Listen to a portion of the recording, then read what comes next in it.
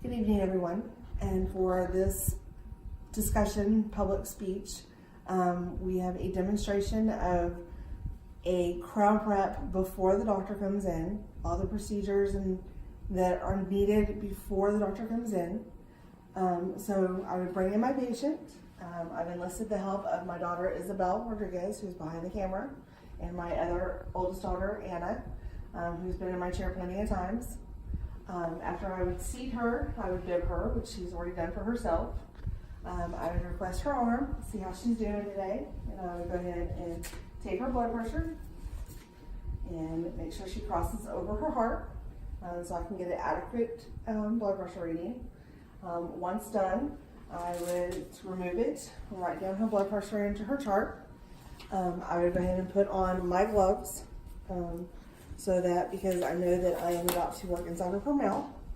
And so beforehand, I would go ahead and check that I have everything ready, laid out for the doctor. I have my assistant side, I have the air water syringe, on my high speed section, the saliva ejector.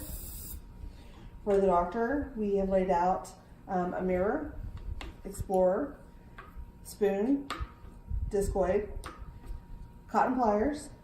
I've got what's called a dry aid, so this goes in her cheek to hopefully suck in some of the water in her saliva. We've got cotton rolls as well, that if I was working on the bottom of her mouth to retract her tongue back. I've ensured that because my daughter gets low blood pressure after injections, I've put in a 2% xylocaine with no epinephrine for her. I ensure that I have all my burrs ready. On the doctor's side, we have his slow speed drill, his high speed drill that already has the occlusal burr ready, because that'll be the first burr he uses once we begin. And also his high speed saliva or air water syringes and his gloves. I would then come over here and get the x-ray tape, which is about 50 pounds. And I would go ahead and bib her with that. I would come over here and get my x-ray. It is a double x-ray, so that one would go to her file and the other one will go to her insurance company. I would place it in her mouth. Because the doctor is not in office currently, I cannot take x-rays. So I would place it in her mouth.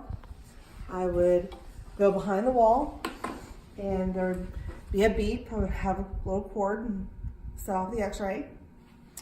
Then come in and I would remove the x-ray from her mouth, debib her. Go ahead and place my x-ray back down.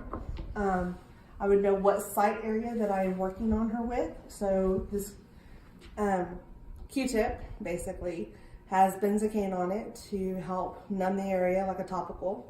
So I would go ahead and place it in her mouth in the area that she is, have her close.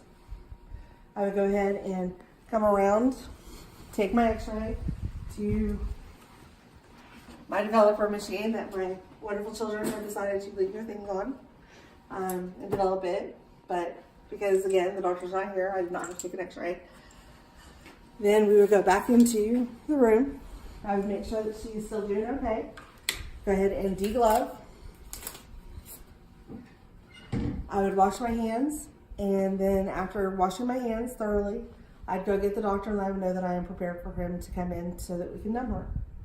And then as I'm waiting for him to walk from his office to here, I would go ahead and take the cotton Q-tip back out of her mouth, lay it onto a Kleenex that I have right here for her, and then just fold it over so that we would know that that's already been done and he can be reassured that it's been done. At this point, there would be nothing else for me to do until he comes into the room, and then we would re-glove up.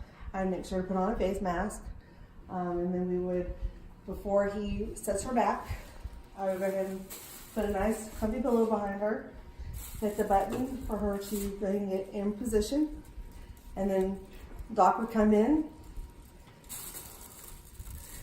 and greet her as well, and then we would go ahead and begin. Thank you for watching my video. Have a great night.